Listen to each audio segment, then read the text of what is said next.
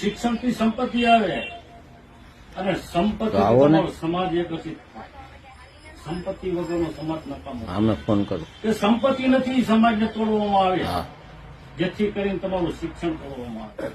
એ લોકો પાસે પૈસા અબજો છે, દરિયામાં નાખી દે છે, પણ તમારી પાસે સંપત્તિ લઈ લેશે.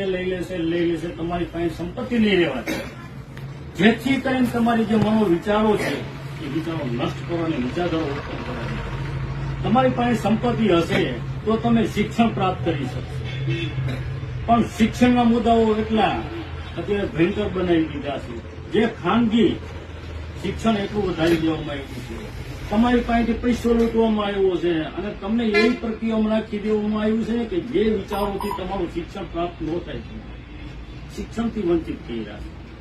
ડગલે પગલે તમારા રૂપિયાની જરૂર છે, પણ તમારું મૂળ શોષણ કરવામાં આવ્યું છે, તમારું આર્થિક શોષણ કરવામાં આવ્યું છે અને તમારું આરોગ્ય શોષણ પણ થાય છે. જે સ્ત્રીઓ છે એનું આરોગ્ય શોષણ થાય છે, પછી એના ઘરમાં રહેલું બાળક છે એને કોઈ આરોગ્ય શોષણ મળતું નથી, સારા તત્વો ખાવાવાળા મળતા નથી, જેથી એની આખી વિચારો શક્તિ એના છોકરામાં અસરો પડે છે.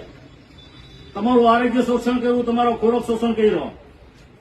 જો તમારી પાસે રૂપિયા હોય તો સારી વસ્તુ તમે ખાઈ શકશો, સારું ઘી ખાઈ શકશો.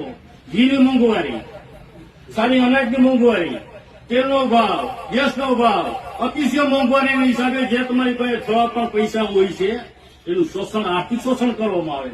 હવે આટલું આર્થિક શોષણ હોય તો તમારી મહિલા છે, તમારા છોકરાને બાળપણથી કઈ પ્રકારનું શિક્ષણ થઈ આવશે જેથી કરીને એના મગજની અંદર આર્થિક શોષણનો મુદ્દો બેઠેલો છે.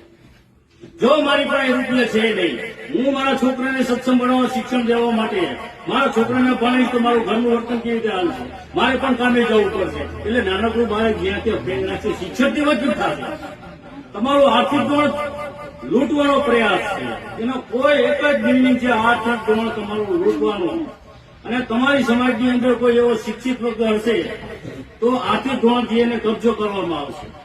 સમાજની અંદર કોઈ વકીલો હોય આપણા શિક્ષક તો એને આર્થિક ધોરણથી લૂંટવામાં આવશે કે આ સમાજને બેઠાડી રાખવાનો છે, કે આ સમાજ જો શિક્ષિત થઈ ગયા છે ને તો એક દાખલો બાબા સાહેબે વિશ્વ 198 દેશમાં ટંકો લગાડી દીધો કે આ જે ભારતની એસસી એસટી સમાજ છે અને ઓબીસી સમાજ છે, જો શિક્ષણ પ્રાપ્ત કરી ગઈ ને તો વિશ્વની અંદર ડંકો બજાવી શકશે અને આપણા રોટલા બંધ થશે.